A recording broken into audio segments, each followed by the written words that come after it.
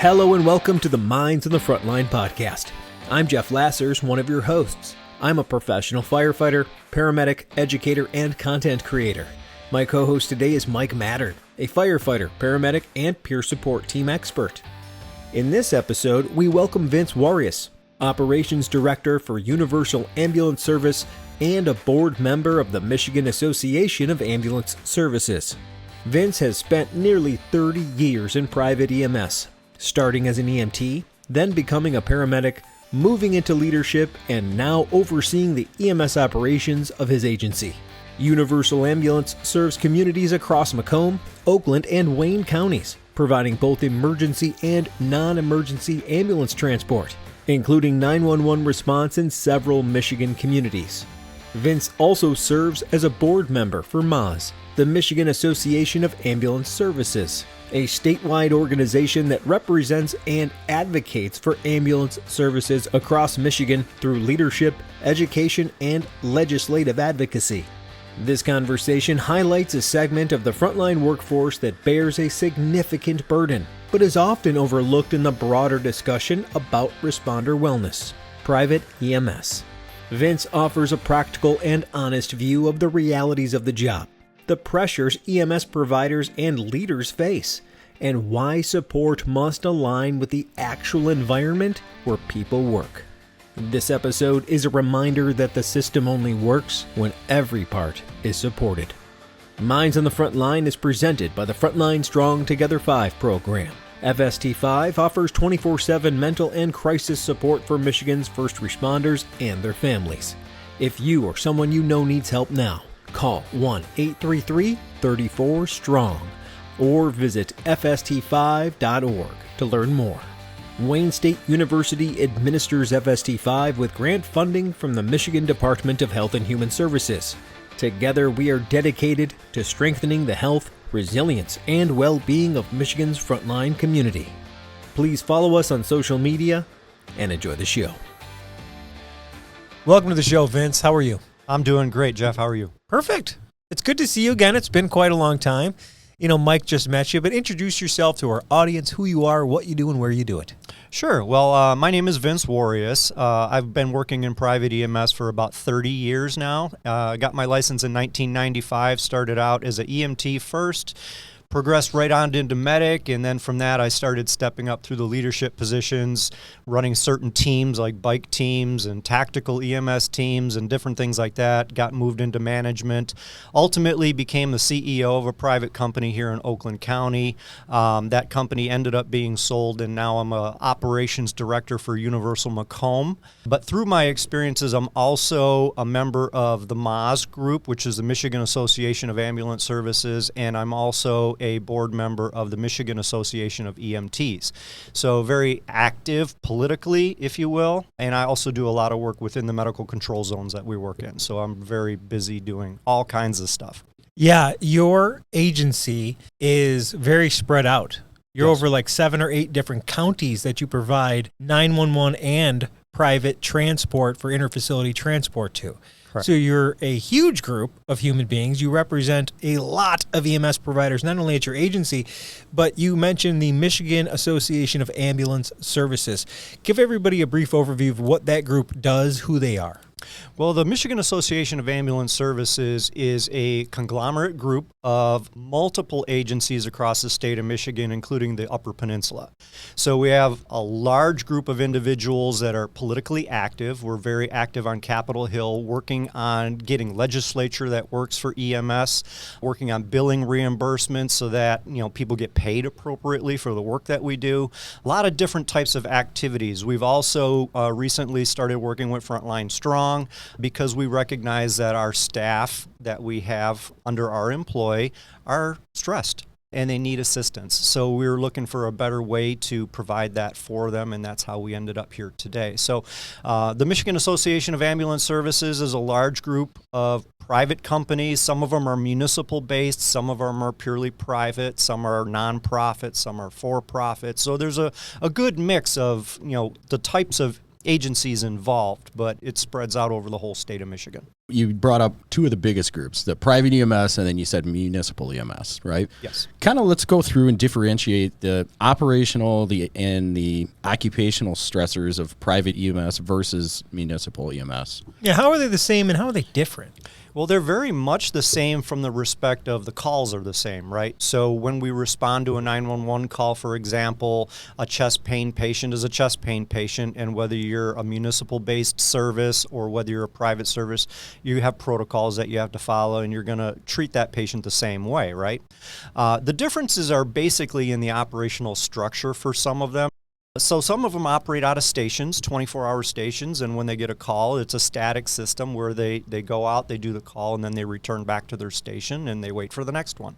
Others are very dynamic, where they operate under a system status management program where they're in their ambulance for the entire shift, whether that's 12 hours or 24 hours or whatever. Oh, yeah, sit and post somewhere. Exactly. Oh, yeah. That's the least healthy I've ever felt as a first responder. Yes. And you know, it's interesting that you say that because that is one of the stressors that the private side does have to deal with, is the fact that they're stuck in a truck for 12 hours, 24 hours, and they can feel like a prisoner, you know, especially if it's slow and there's nothing to do and they're just sitting post. You can't even get out and walk around a little bit. Right? Yeah. And you're constantly, you have to find a bathroom when you have to relieve yourself. You have to go find food maybe if you didn't bring a lunch. How do you or sleep something. in the truck? You can't, not without getting, you know, a messed up neck or your back starts hurting. It's very challenging. So you get the physical stresses add to the mental stresses.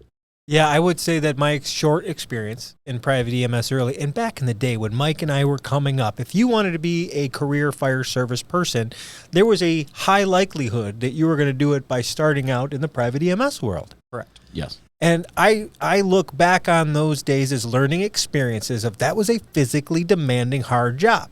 We didn't run primary 911, but all the stuff you had to do and endure was physically difficult and made it very uncomfortable for very long shifts. Yes. You do that over a couple of years, let alone an entire career, you're going to build up a little bit of a callus, whether it's physical, mental, or emotional. That is correct. Absolutely. And you know, that contributes to why the turnover rate is so high on the private side. I mean, the average work span for a private provider is anywhere from 3 to 5 years tops, and then they move on to go somewhere else, whether it's a fire service, nursing, PA school, medical school, or some other career altogether. They're usually in and out within 3 to 5 years because of that. And the dynamics of the economics of that are impacted as well in some circumstances. Not all of them, because some private industries are funded very well.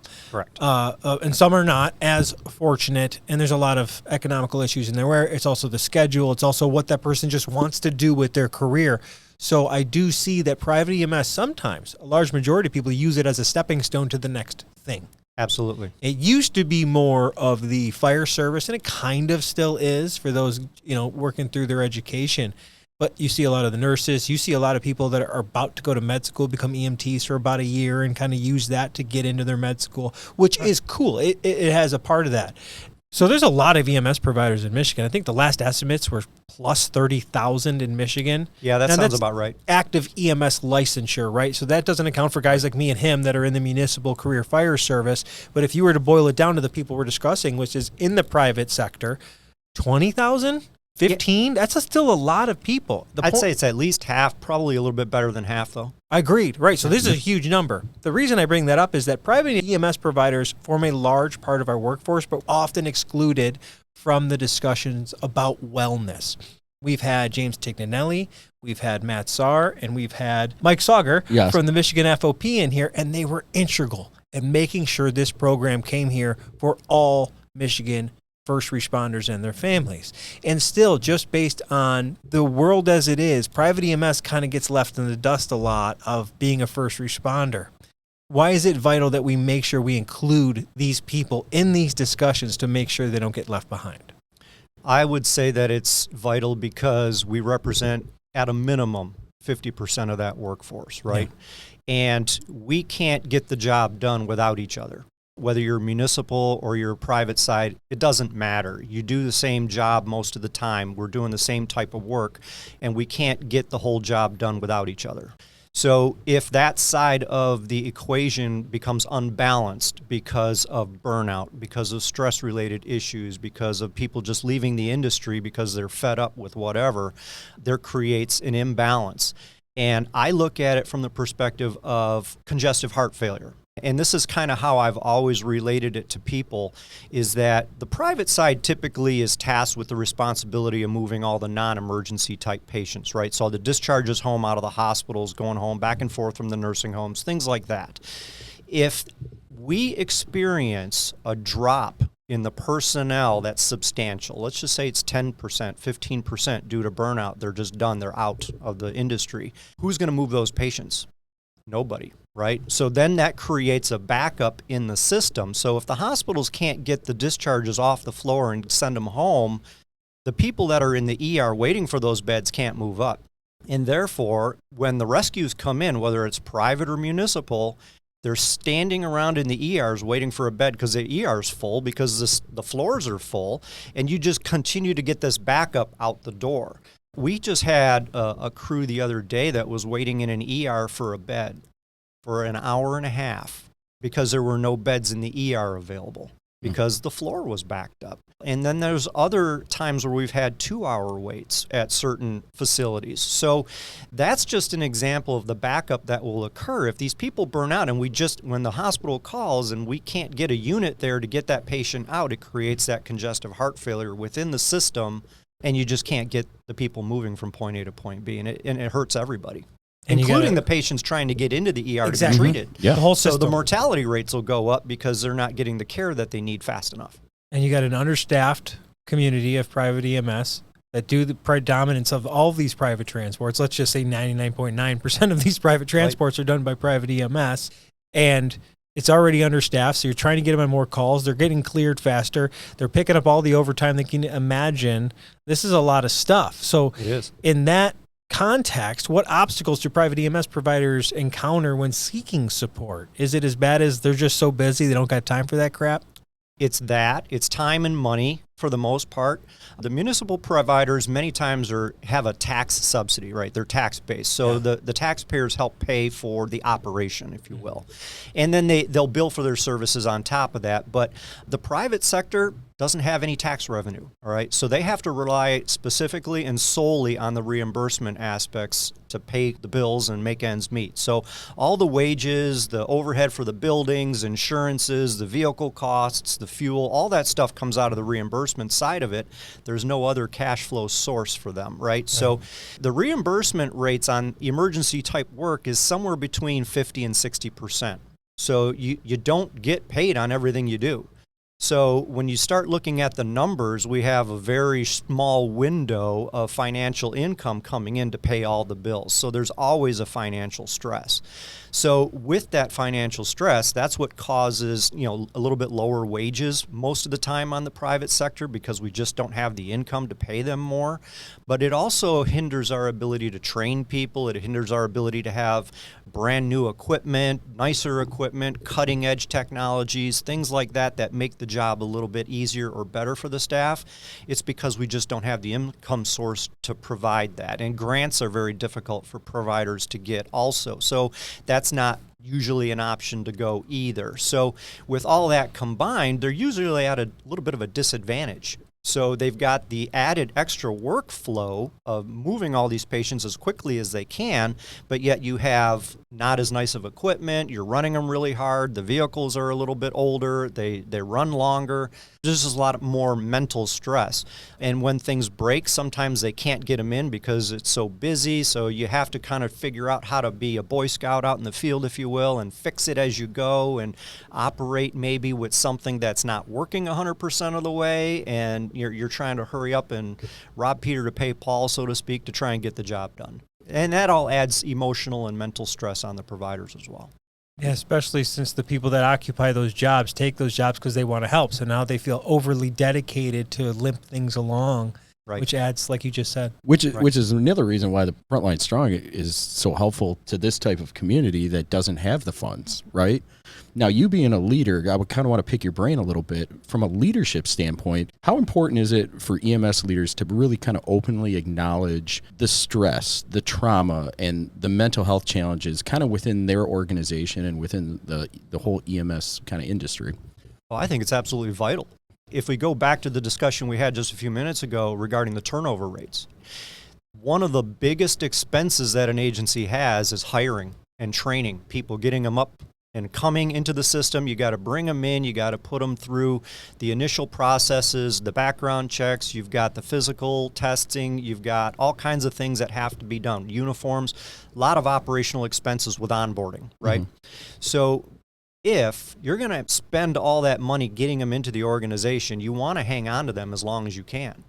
So if we can address the mental and emotional burnout aspect, the stresses aspect, and make that employee feel wanted, make them feel like they're part of something bigger or part of the team and that they're heard and that they are understood, then they will stick around longer maybe. Not all of them, because some of them, like Jeff, you said earlier, they're going to use it as a stepping stone. They already have a plan and they're just looking for patient contact hours, right? Yeah. But you do have those that are going to make that decision that I would really like to do this, but then after a little while they're like, I can't do this, right? And it's the stress and pressures that build up and get them to that point where they decide I need to get out. But if we can capture just an additional 10 or 15% of that turnover, that would be a huge monetary savings for all the agencies, because now they don't have to keep putting more money and more money and more money into onboarding. You've already got that person. You don't have the wealth of knowledge that the people are going to leave the organization with after you get them up and running for a couple of years, the experience that they have and will leave with, that's invaluable. Yeah. So, just think about that for a second. That's priceless. That experience, all the tools that are in that toolbox of that provider are priceless. But now you got to start from scratch and start at ground zero again with a new person if that person leaves. Now, for those leaders that are listening to the program right now, what's one practical step you think in your mind that every leader can do for their organization that will help support their people better? Listen. That's perfect. Listen to them. Just talk to them. One of the things that I do on a daily basis is I'm regularly, as soon as I walk in the door, I'm mingling.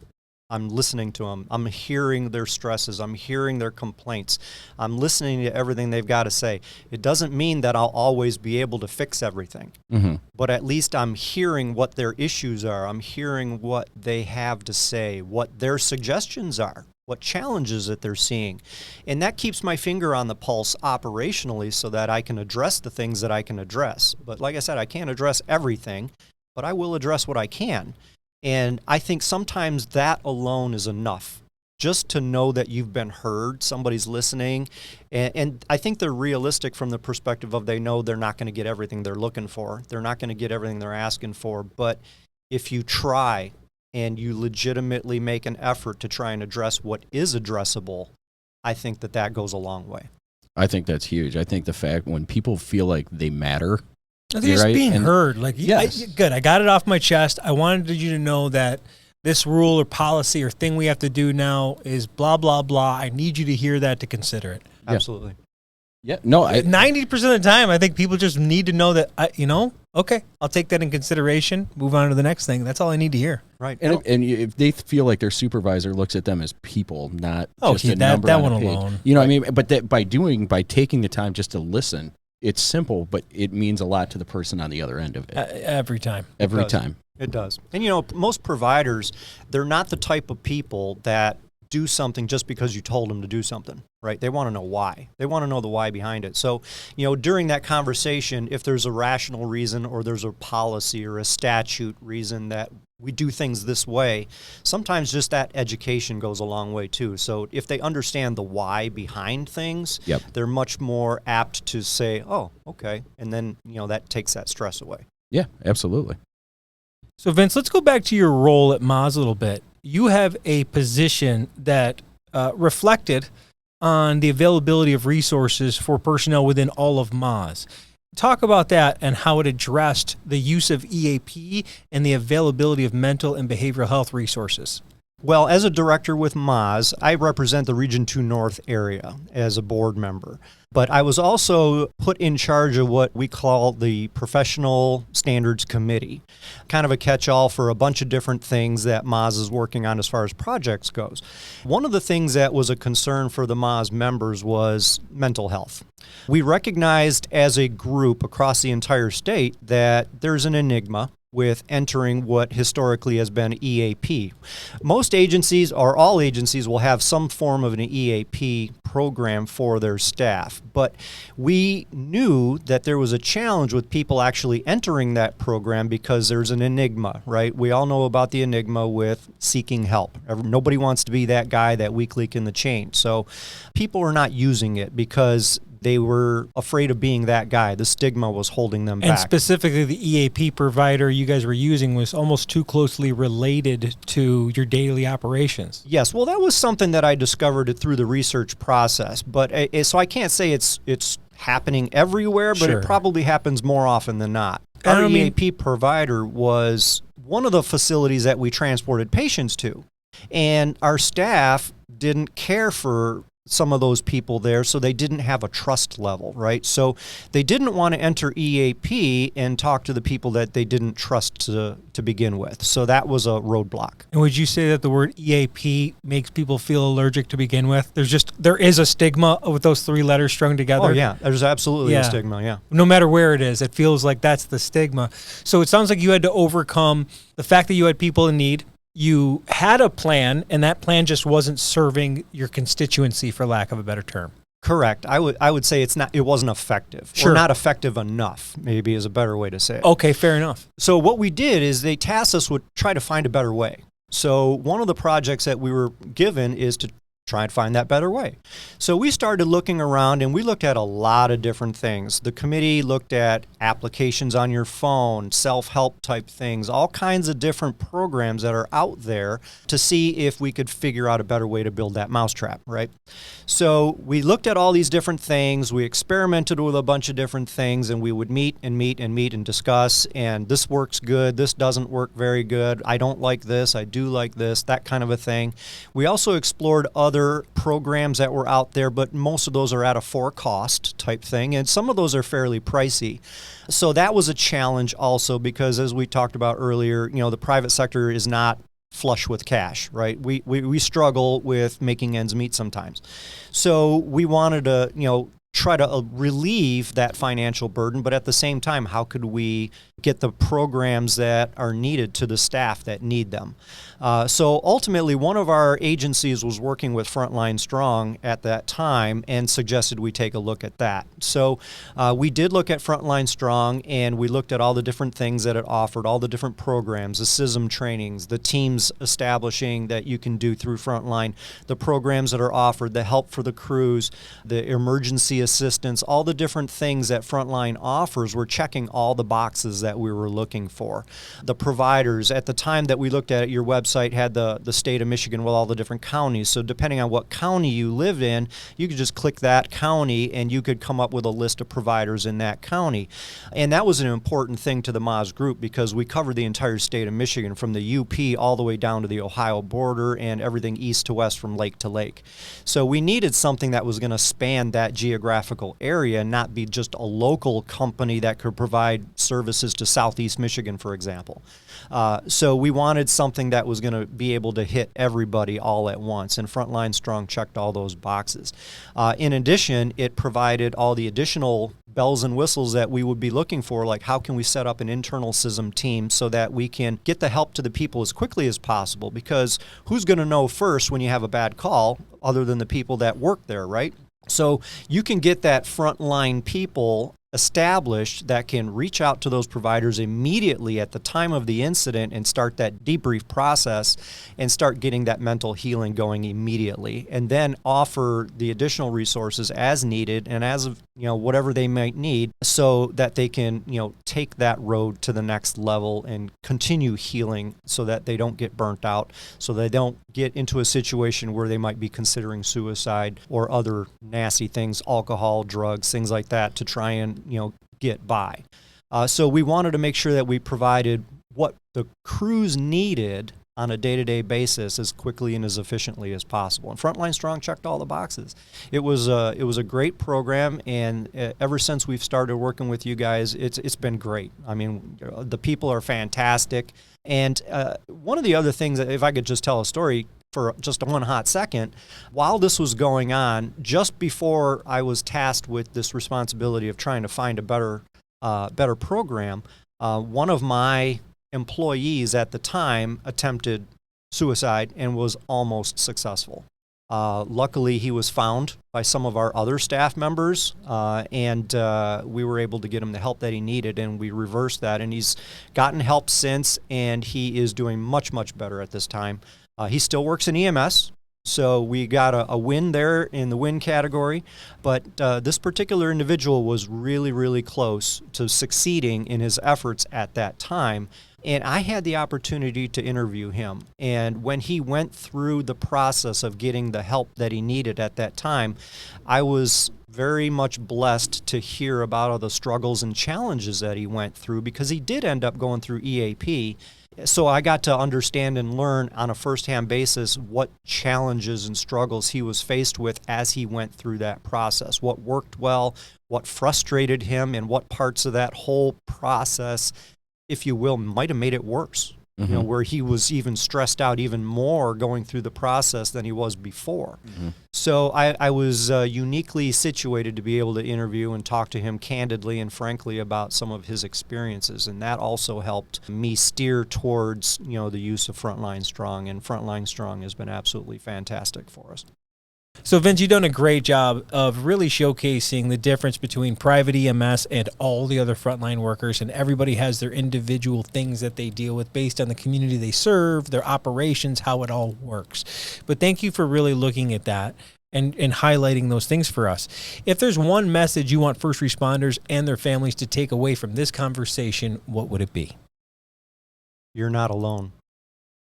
We have a large number of people in the industry that have been doing this for a minute, right? People like myself that have been around the block once or twice. You're not alone. There are so many individuals in this industry that can relate to what you're going through, because you're not the only one that had a bad outcome or had a bad scene. There's a lot of people that can relate to you and walk you through what you did right, what you didn't do right, and how to do it better. Don't beat yourself up over it. One of the things that I've always taught my people is that when you have a bad scene, you have to focus on the fact that you did not cause the problem. You are sent there to help. You did not create the problem. You are not part of that problem. You're there to do what you can to help. Sometimes you can be successful. Sometimes you can't. I've seen people fall out of airplanes and live. I've seen people trip over a crack in the sidewalk and die. You just don't know what's going to happen from day to day. So you're not alone. We've seen a lot. We've done a lot, and we can relate with you. So just reach out. Talk to us. Let us know what's going on in your head. We can help you. You're not alone. Thank you for listening to the Minds on the Frontline podcast. We have more great content coming out soon. Please check us out on YouTube, Instagram, Facebook, X, and LinkedIn. And make sure to like and subscribe to all Minds on the Frontline podcast social media channels. Thank you, and have a great day.